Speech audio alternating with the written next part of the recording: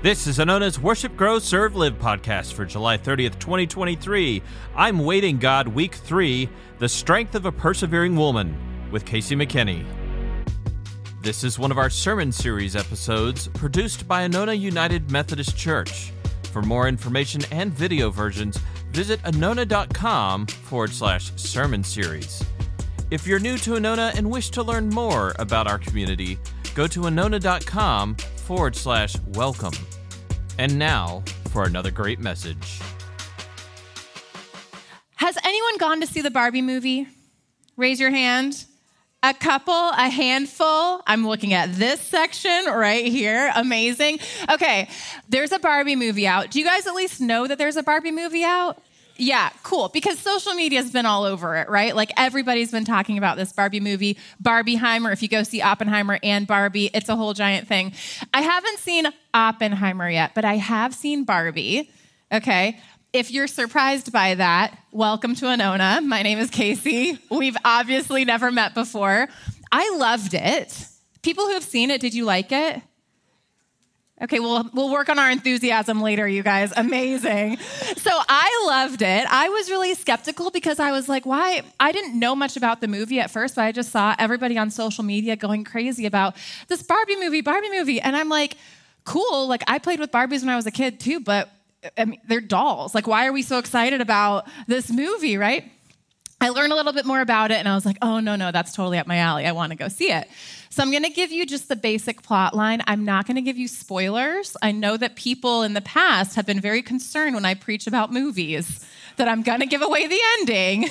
If you were there, you were there. Am I right? So I'm not going to give you the whole ending, but I'm just going to tell you the basic plot line. It was so good. Okay, so story begins. All the Barbies live in Barbie world, as they should. Barbie world is where everything is just as it should be.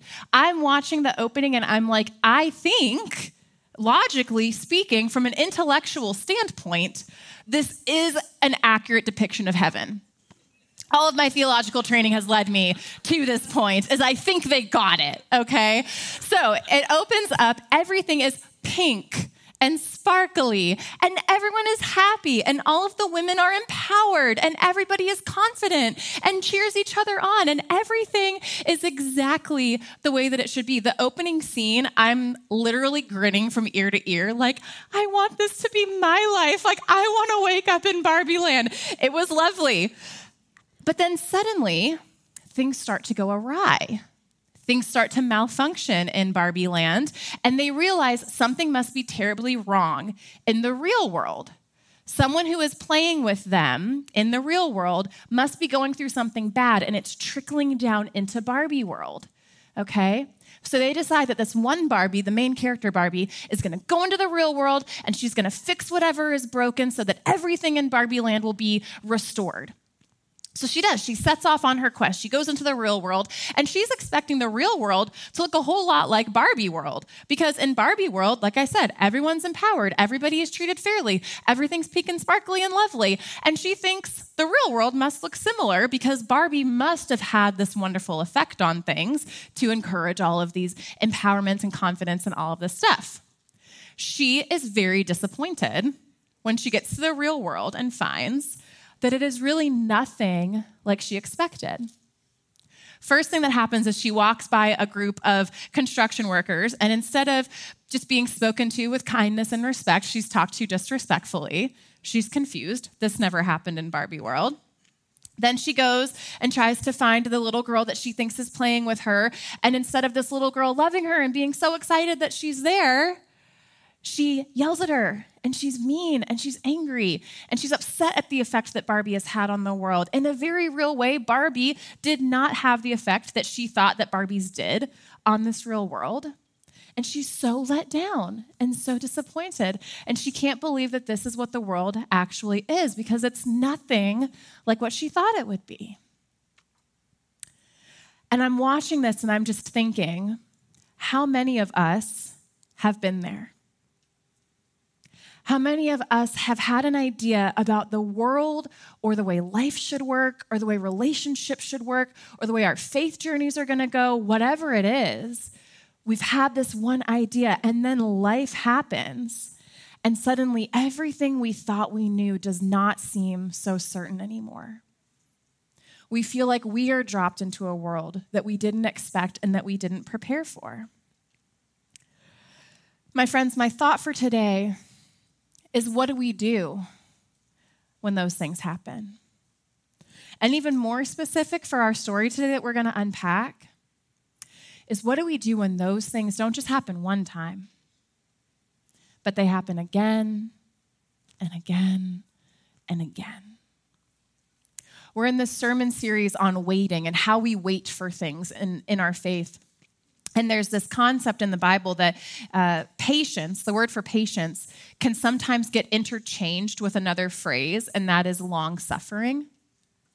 And it's that idea that you are enduring multiple hardships again and again and again. And it's a thing that I think our character today in our Bible story wrestled with many a time, one that maybe we have wrestled with too. Today we are looking at the story of the bleeding woman. That is the only name that she is given. We don't know her real name.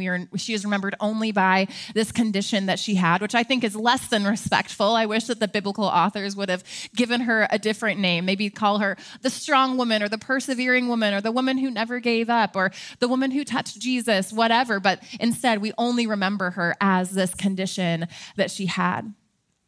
And she is someone who I think if we can look to anybody for an idea on getting through those times of long suffering, I think she's a pretty good example to follow.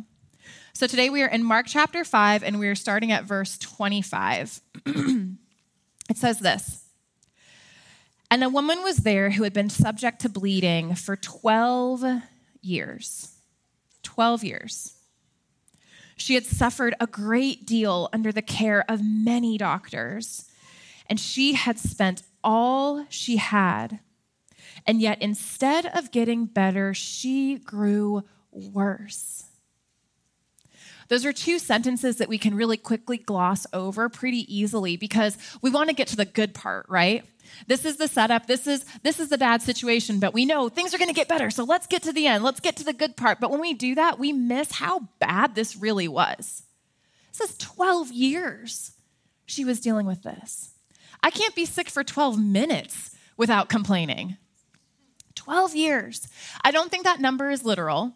Usually when you see 12 in the Bible, it is an allusion to the 12 tribes of Israel, or this might be trying to connect it with, there's another story right around this one where Jesus heals a 12-year-old girl.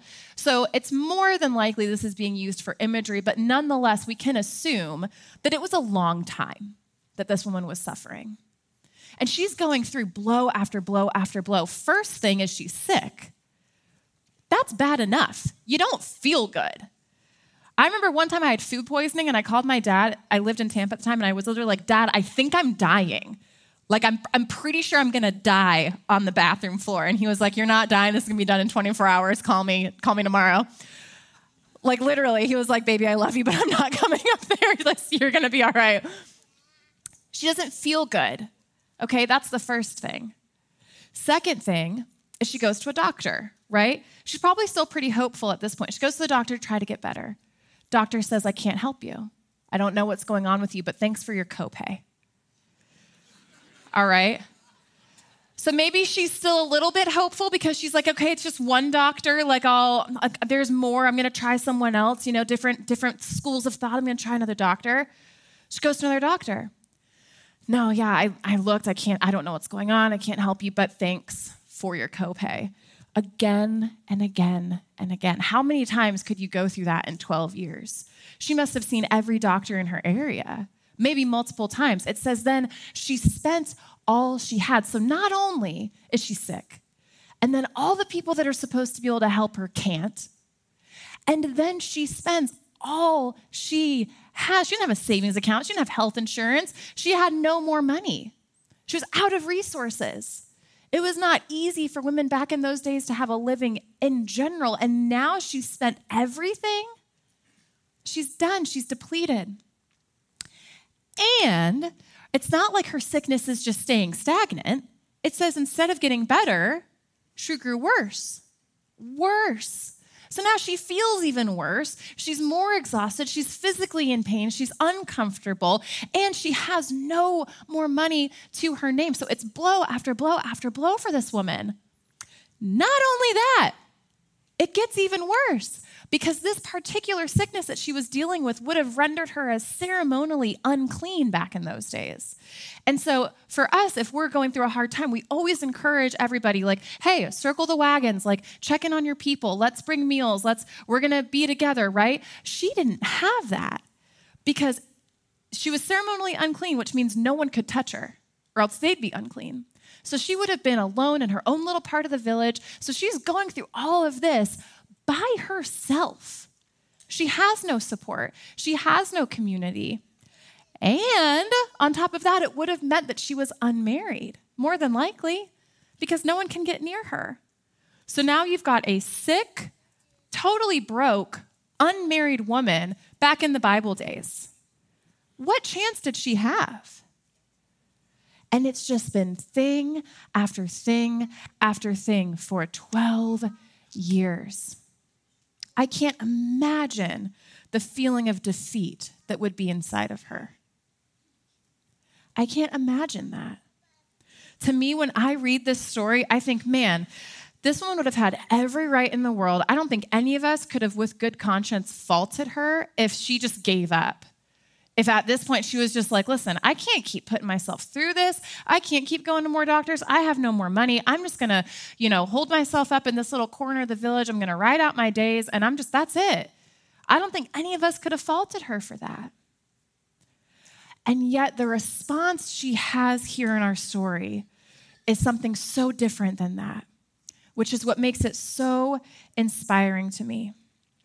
If we continue on into verse 27, it says, when she heard about Jesus, she came up behind him in the crowd and she touched his cloak because she thought, if I just touch his clothes, I'll be healed. If I just touch his clothes, I'll be healed. She still had that little ounce of hope in there. And she said, I'm going to do it. If I just touch his clothes, I'll be healed. Immediately, her bleeding stopped, and she felt in her body that she was freed from her suffering.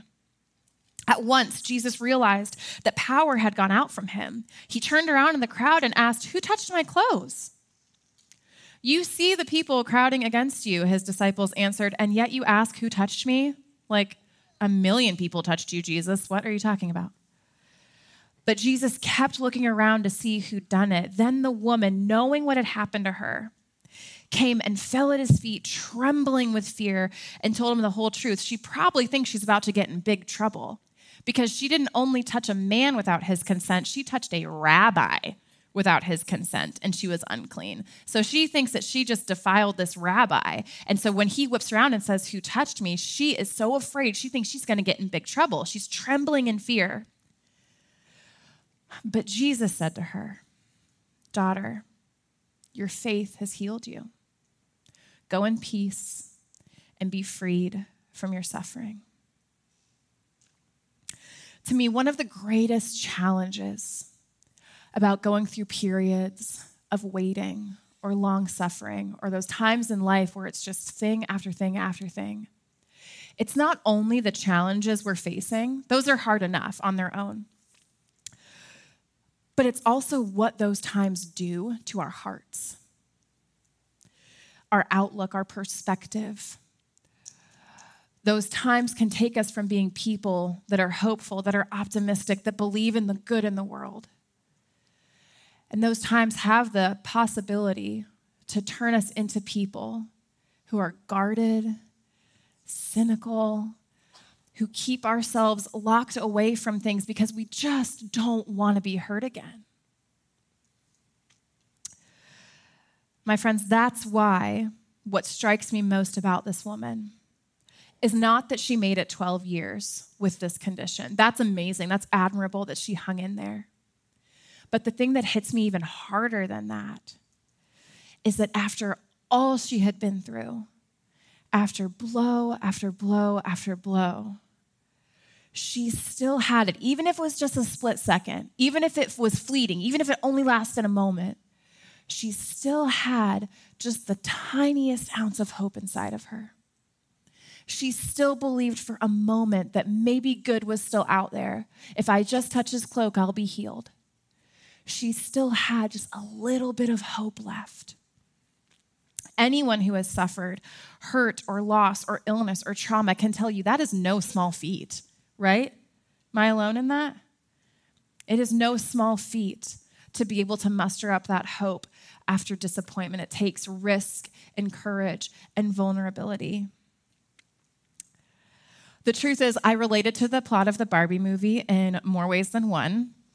There's so much there that is relatable, but specifically, I feel like for me, when I was watching that movie and watching this person, this character, wrestle with life not turning out the way she thought, I can relate to that, and maybe some of you can too.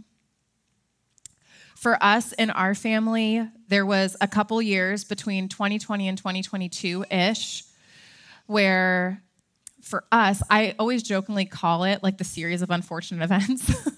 It was just 2 years of just nonstop. Like every time we thought we were coming up for air, every time we thought things were calming back down, we'd get another phone call.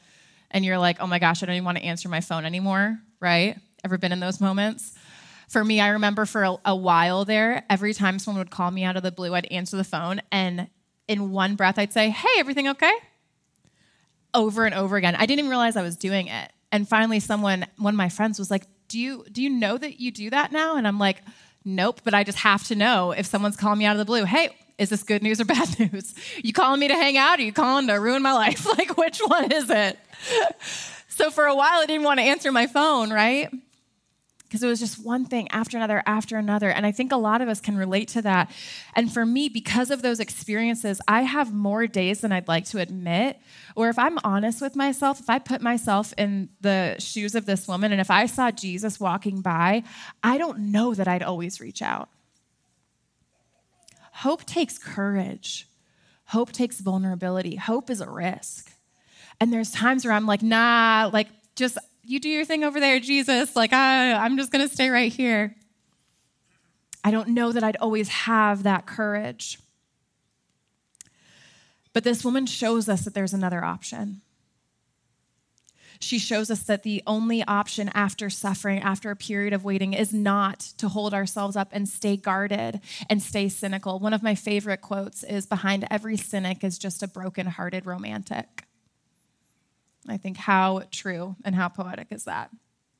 She shows us that there is another way. And that one act, that 1 ounce of hope that she mustered up, it brought her to a place that she had only long been dreaming of. If you've ever heard me preach, you know that I really like to do word studies. And as we're going into our wrap up here, there were 3 words that really struck me in this story.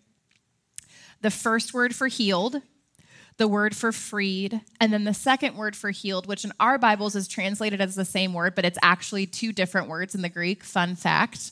Now you know some Bible knowledge. You can impress all your friends. All 3 of those words, in addition to the words that they got translated into in English, could also be translated into something else. All 3 of those words could also mean wholeness. Whole. To be made whole. This woman's moment of hope brought her from a place of brokenness to a place of wholeness. Her single act of hope in this one brave, audacious moment of her breaking all the rules, defying disappointment, and stepping out of cynicism, she put herself out there for probably the millionth time. And she was finally made whole. She saw that good still existed and it was still a possibility for her. And for at least this moment, her suffering was over. So my friends, my question for us today is, what if we could be made whole again? What if wholeness was a possibility for us? What would we do and who would we be if we believed that good was still out there, that the only thing on the other end of the phone was not tragedy? What would we do if we believed that things could work out? For as many times as life has told us that it can't, for as many times as life has let us down, what if we believed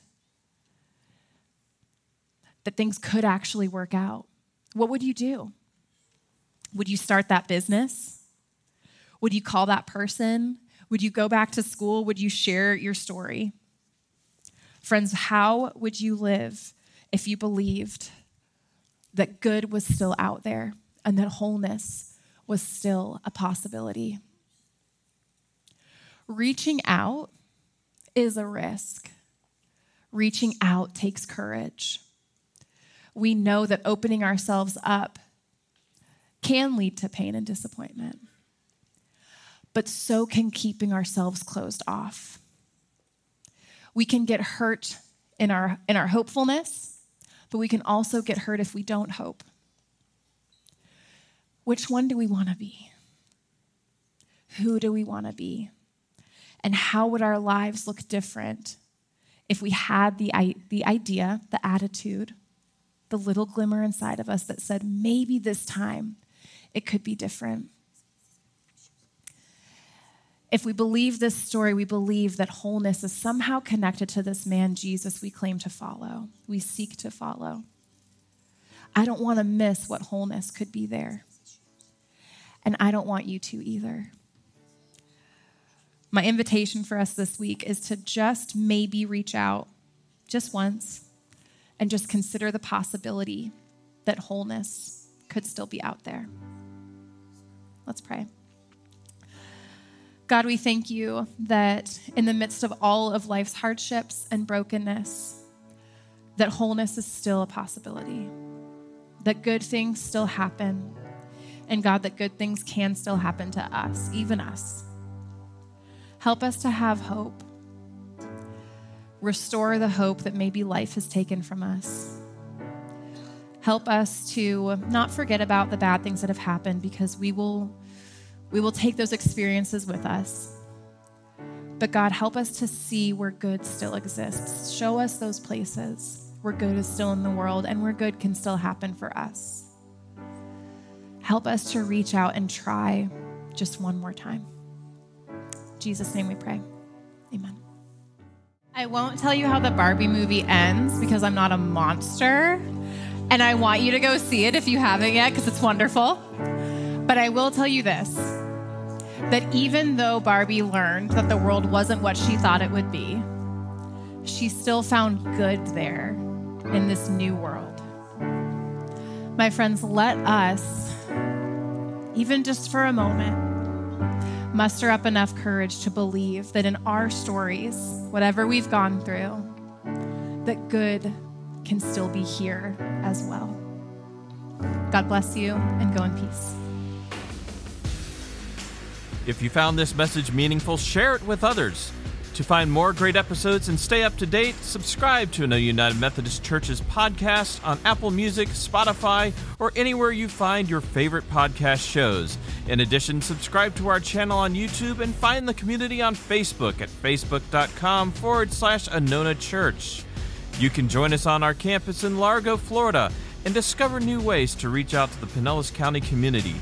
Be a part of the Anona Church family as we worship, grow, serve, and live.